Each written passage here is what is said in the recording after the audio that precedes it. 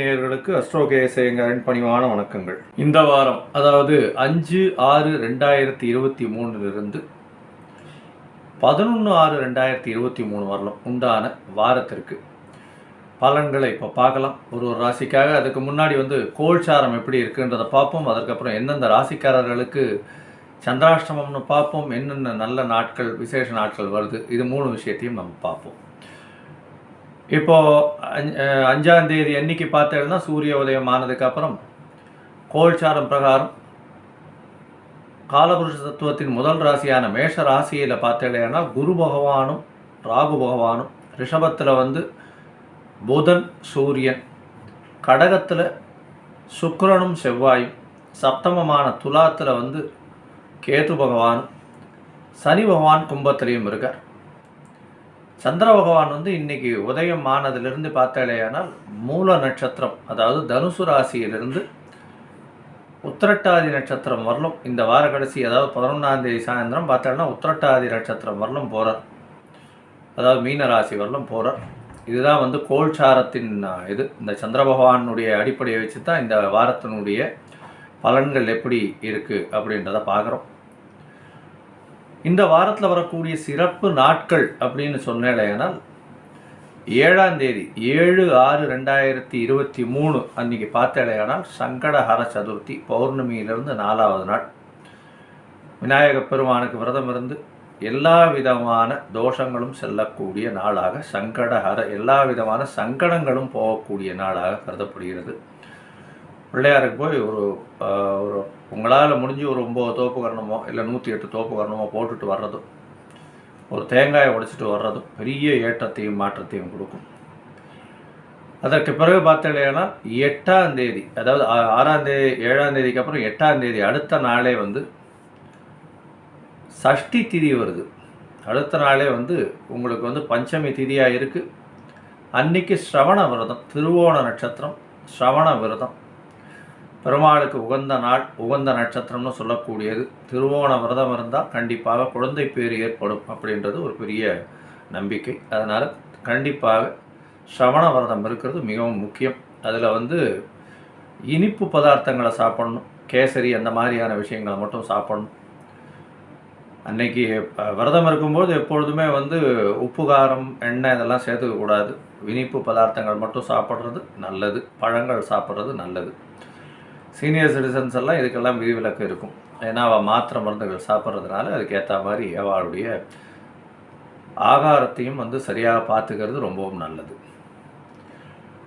இதற்கு பிறகு பார்த்தீங்கன்னா சஷ்டி விரதம், அதுக்கு அடுத்த நாள், அதாவது 9ஆம் தேதி அன்னைக்கு சஷ்டி விரதம். சஷ்டியில் விரதம் இருந்தால் அகப்பையில் உண்டாகும் அப்படின்னு சொல்லுவாங்க. சஷ்டியில் இருந்தால் அகப்பையில் வரும் அப்படின்னு சொல்லுவாங்க. சஷ்டியில் விரதம் இருக்கிறதன் மூலியமாக முருகப்பெருமானுக்கு மிகவும் உகந்த விசேஷமான தினம் சஷ்டி. சஷ்டியில் விரதம் இருக்கிறது குழந்தை பேருக்காக பார்க்கக்கூடியது. குழந்தை பேருக்காக கண்டிப்பாக சஷ்டி விரதம் இருக்கிறது. அது தவிர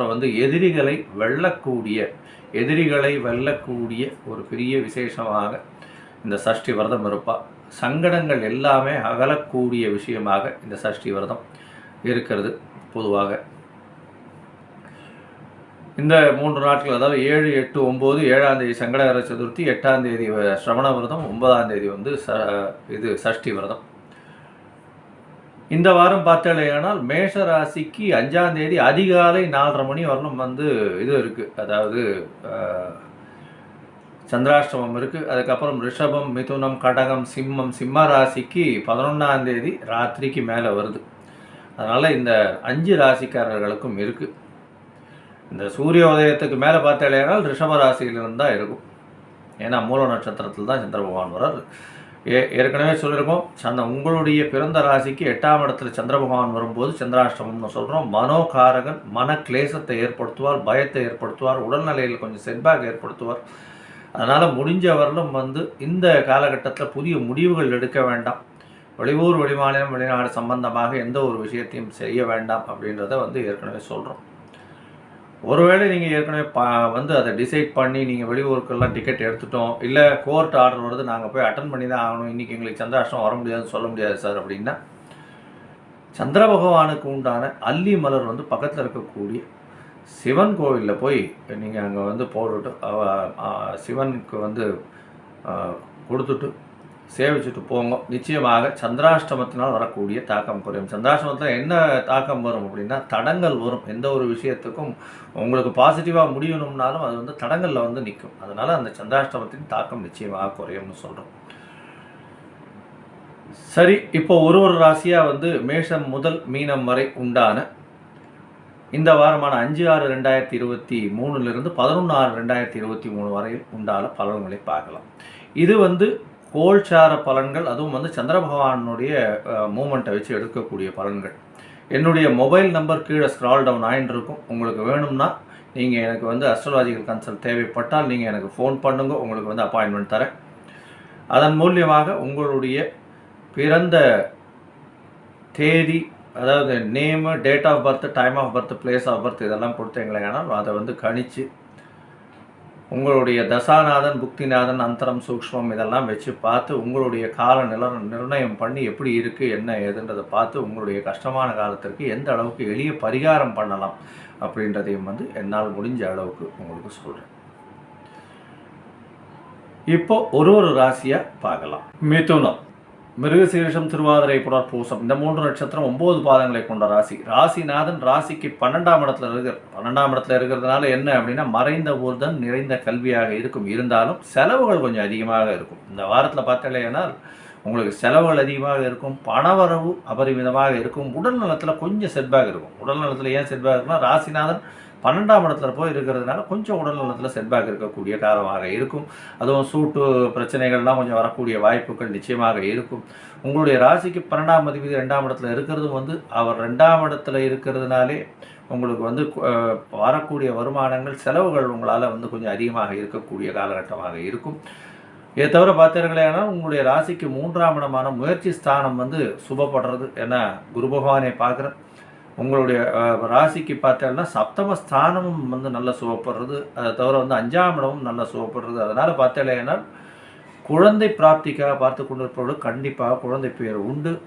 திருமணம் ஆகாத இளைஞர்களுக்கெல்லாம் வந்து திருமணத்திற்கு பார்த்து கொண்டிருந்தால் கண்டிப்பாக திருமணம் கைகூடக்கூடிய வாய்ப்புகள் இந்த வாரம் இருக்குது. ஏன்னா உங்களுடைய ராசிக்கு 11ஆம் இடத்துல இருக்கக்கூடிய குரு பகவான் அவருடைய வீட்டையே வேறு பார்க்கறதுனால நல்ல ஒரு ஏற்றமான வாரமாக இந்த வாரம் அமைப்போகுது. இந்த வாரம் பார்த்தீங்கன்னா 5/6/2023 11ஆம் தேதி வரலும் பார்த்தீங்கன்னா உங்களுடைய ராசிக்கு சமசப்தமத்தில் வந்து சந்திர பகவான் இந்த வாரத்தை ஆரம்பிக்கிற ஒரு 2 நாள் 7:50 7ஆம் தேதி வரலும் இருக்கார். அதற்கு பிறகு வந்து 8ஆம் தேதி அன்னைக்கு வந்து உங்களுடைய ராசிக்கு 8ஆம் இடத்து சந்திராஷ்டமமாக போகிறோம். குடும்பாதிபதி சந்திராஷ்டமம் போகிறதுனால வீட்டில் வந்து கொஞ்சம் ஹஸ்பண்ட் அண்ட் ஒய்ஃபுக்குள்ள கொஞ்சம் பிரச்சனைகள் வரும், வாக்கு விவாதங்கள் கொஞ்சம் அதிகமாக வரும். கொஞ்சம் ஜாகிரதையாக ஹேண்டில் பண்ணிக்கோங்க. பொறுமையாக இருக்கிறது ரொம்பவும் நல்லது.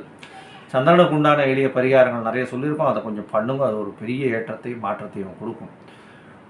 உங்களுடைய ராசிக்கு 9ஆம் இடத்துக்கு வந்து 9ஆம் தேதி அன்னைக்கு ஒரு 11 மணிக்கு வந்து சந்திர பகவான் போகிறார். அந்த மாதிரி 11 மணிக்கு போகும்போது உங்களுக்கு ஒரு பெரிய ஏற்றம் வரும், மாறுதல்கள் நிறைய வரக்கூடிய வாய்ப்புகள் நிச்சயமாக இருக்குது.